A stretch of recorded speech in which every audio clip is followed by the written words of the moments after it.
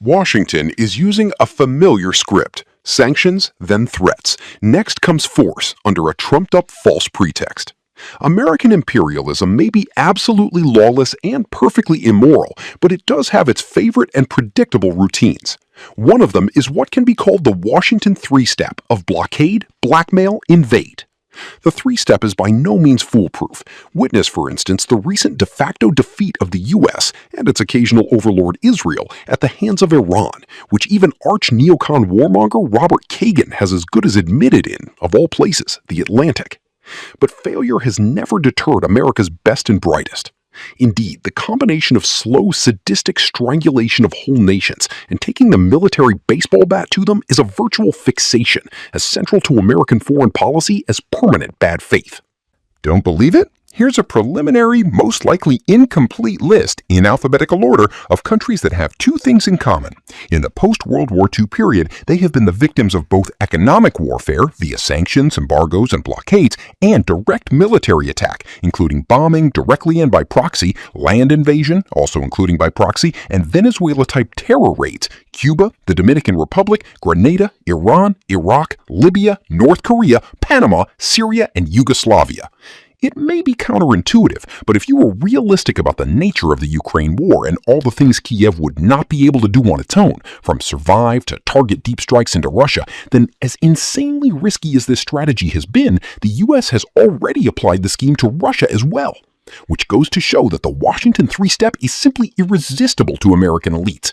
Even the serious risk of escalating to World War III against Moscow, which has the largest nuclear arsenal on the planet, has deterred them only imperfectly. Against this backdrop, you really cannot miss the real meaning of Washington's latest messages regarding Cuba. First, conveniently anonymous intelligence sources have told us that Cuba has around 300 drones and plans to use them for attacks on American targets, including the U.S. base and legal black hole, as well as de facto concentration camp at Guantanamo Bay and even Florida, that is, the American mainland. For good measure, Russia, China, and Iran have also been fingered as accomplices of those dastardly Cubans. The cutout for this particularly ridiculous piece of psychological warfare has been Axios, a publication that has recently been at the center of a scandal involving insider trading manipulations around U.S. President Donald Trump and his assault on Iran, as well as reporter Barak Ravid and his long background in Israeli intelligence. It is obvious, the bizarre piece of news asking us to believe that Cuba is about to commit suicide by giving the U.S. a perfect pretext to bomb, invade, and regime change it by direct military force is in reality not about any Cuban plans to go to war, but Washington's preparations for an attack. That does not mean that America will necessarily make good on this threat by false accusation. The Cuban authorities have, of course, denied the American smears. They have also accused Washington of building a fraudulent case for a military attack, and they have the facts on their side. The U.S. assaults on Iraq, 2003, and now Venezuela and Iran have demonstrated that with Washington, brazen lies, WMDs, a nuclear weapons program, drug trafficking, a swarm of drones ready to pounce on Key West may very well be the propaganda barrage preceding a full-scale military assault. Or perhaps another Venezuela-style operation. The propaganda groundwork for that option has been laid with the second American threat regarding Cuba, with the U.S. Justice Department charging former Cuban President Raul Castro over the downing of two small planes more than a quarter of a century ago. Washington has not only, in the words of the New York Times, added yet another extraordinary escalation. The Trump regime has also issued a threat to do to Cuba, in essence, what it did to Venezuela, where incidentally scores of Cuban security personnel were massacred, where it kidnapped President Nicolas Maduro. The Caribbean island is, of course, a long-standing victim, even longer than Iran, which is a high bar, of fierce American economic warfare. Initially, it came with extraordinarily crass assassination and proxy invasion attempts, too. But America's main and most devastating weapon against Cuba has been decades of unrelenting economic warfare, recently escalating into a full-blown siege, depleting the country's fuel and other reserves, and subjecting its population to a brutal attack by deprivation and disruption. You may disagree with the Cuban foreign minister categorizing this U.S. attack by blockade a genocide, but it is certainly a great crime, the deliberate creation of a deep humanitarian crisis for purposes of regime change. Indeed, the U.S. leadership has been perfectly explicit about this aim. Even its offer of assistance, made by no one other than the head of the CIA, is nothing but blackmail. Its real, transparent meaning is, we are strangling your people, and we will keep doing so, and only if you finally submit to us will we stop. The reason for so much American cruelty and violence is actually not complicated. Since the Cuban Revolution of 1959, the island's big, overbearing neighbor has never forgiven it for no longer submitting to U.S. control. Forget the silly ideological cant about freedom, which doesn't exist in the U.S., democracy, ditto, and human rights. Ask ICE. Even the endless, greedy American and Cuban exile demands for material restitution stemming from long overdue nationalizations after the revolution, and the obsessive American animus against socialism, by which Washington means anything to the left of pure robber baron tech titan capitalism, are not the key issues.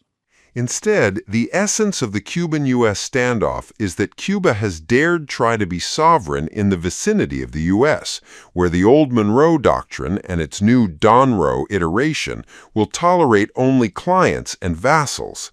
Any country not subordinating its national interest as well as the will and welfare of its population to America is written off and then targeted as a failed state, or even, as Trump has now called Cuba, a failed nation.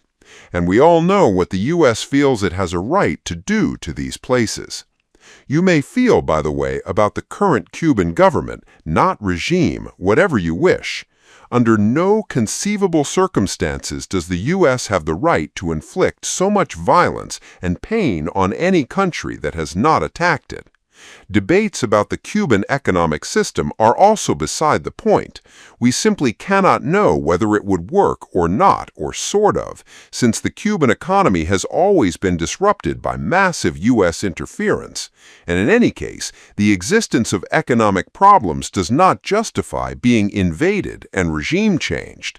If it did, the U.S., with its exploding debt, manufacturing base decline, and cost of living crisis, would be a legitimate target too.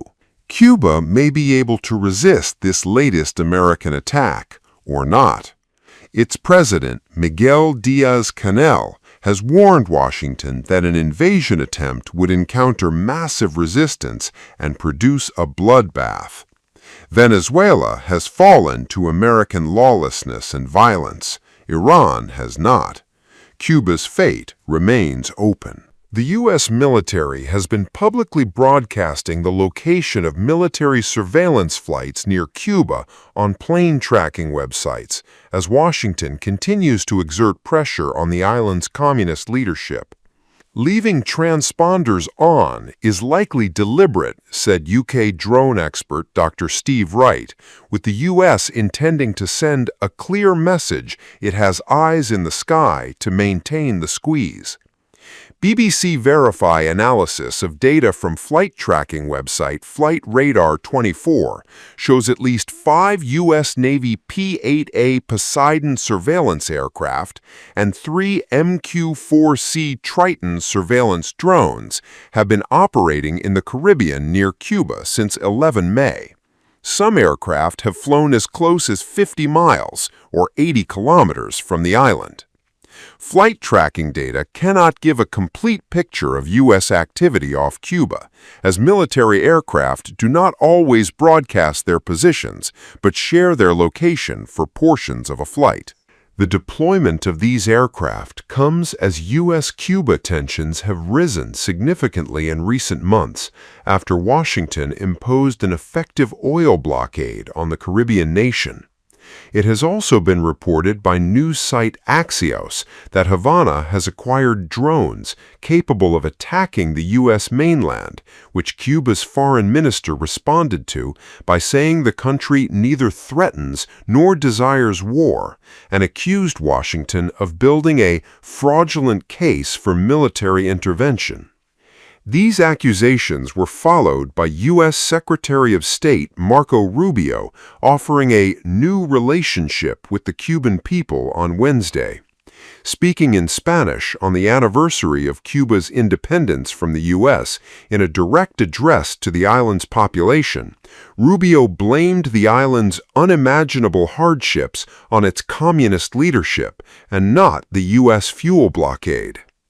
Experts told BBC Verify the public nature of these surveillance flights indicates the U.S. is seeking to enforce the blockade and apply pressure on the Cuban government, as well as deterring its allies like Venezuela from attempting to get energy shipments to the island. The resulting fuel crisis has led to major power blackouts and triggered protests in Cuba. President Donald Trump has also put Cuba under significant pressure to make a deal and threatened its communist regime that the U.S. could intervene like it did in Venezuela earlier this year when it captured President Nicolas Maduro. What the flight tracking data shows. BBC Verify has tracked several flights by U.S. Navy P-8 Poseidon surveillance jets, including one on 11 May when the aircraft got within 50 miles or 80 kilometers of southern Cuba, according to Flight Radar 24 data. The P-8 continued to operate into the following day, when it was seen flying to the north of Cuba's capital Havana before returning to its base in Jacksonville, Florida. On 15 May, two U.S. MQ-4C Triton surveillance drones also operated off the coast of southern Cuba, with tracking showing them operating along a route similar to one previously flown by a Poseidon. Mark Cancian, a retired U.S. Marine Corps colonel and senior advisor at the Center for Strategic and International Studies, CSIS, told BBC Verify the recurrent flight paths of the surveillance aircraft indicate an intention to spot ship arrivals from the south primarily and secondarily from the north. None of the flights are over land, so this is not some preparation for invasion, he said. Cancian added he doubts these flights are routine, given the number of P-8s and MQ-4C Tritons the U.S. has at its disposal are limited. BBC Verify also examined U.S. military aircraft activity near Cuba between 1st and 7th February, which saw only one P-8 fly in the vicinity of Cuba and no comparable MQ-4C Triton activity near the island. However, a U.S. Air Force RC-135V Rivet Joint Reconnaissance aircraft did conduct two passes of the island over the period. Drone expert Steve Wright told BBC Verify the drone's surveillance flights are most likely part of a U.S. agenda to deter attempts by Venezuela to breach the oil blockade and ship fuel into Cuba. Analysts from defense intelligence firm Janes offered a similar assessment, as well as saying there had been a general increase in U.S. intelligence, surveillance, and reconnaissance sorties since February. The fact that these flights are visible through open-source tracking tools suggests they are intended to deter attempts to break the oil blockade and apply pressure on the Cuban government, Janes told BBC Verify.